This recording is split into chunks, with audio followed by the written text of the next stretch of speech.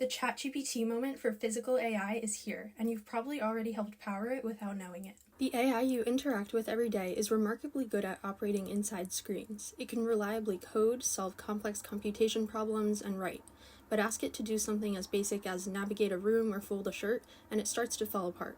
That gap exists because of how these models learn. Large language models are trained on text, images, and audio, which provide descriptions of the world, not experience of it, so they can only accomplish so much before failing.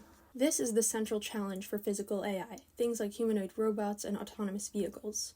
The main approach to training has been through simulation in virtual environments, which were programmed by engineers with explicit physics rules. But the physical world is infinitely messy, and models trained in clean virtual environments often fall apart the moment they hit reality's unpredictability. That gap between simulation and reality has been one of several bottlenecks previously blocking a physical AI breakthrough, but thanks to something called world models, that bottleneck is now breaking. A world model is an internal model of the environment, a system that predicts how things will change based on what it sees now and the actions it might take. While LLMs are trained to predict the next word, world models are trained to predict the next state of the physical world, and that requires understanding where things are, how things behave, and how other agents will act. The data that informs that kind of understanding comes from hours of real-world video footage as well as spatial imagery.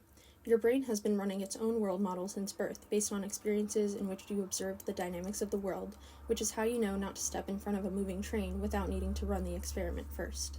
The lack of this innate understanding is what prevents language models from powering smart, reliable, and safe physical AI. Researchers at Harvard and MIT recently demonstrated this when they trained a language model to navigate Manhattan, and it could route between basically any 2 points. But when they randomly blocked a few streets, performance collapsed. The model had collected data on specific routes, but not the understanding of what to do if those routes were altered. Building that kind of understanding requires data at a scale that's hard to even imagine, and companies are finding it in some unexpected places. Remember Pokemon Go? All those photos you took chasing Pikachu, roughly 30 billion geotagged images, are now being used by Niantic to build a giant geospatial model, and they're already helping delivery robots localize themselves within centimeters in real streets. And Uber recently announced that they want to outfit its human drivers' cars with sensors so their everyday trips become a roaming sensor grid, turning millions of regular Uber rides into a cloud of driving data that other self-driving companies can tap to train their world models. Those are just 2 narrow slices of a field that spans dozens of approaches and companies, one that's already attracted over $3 billion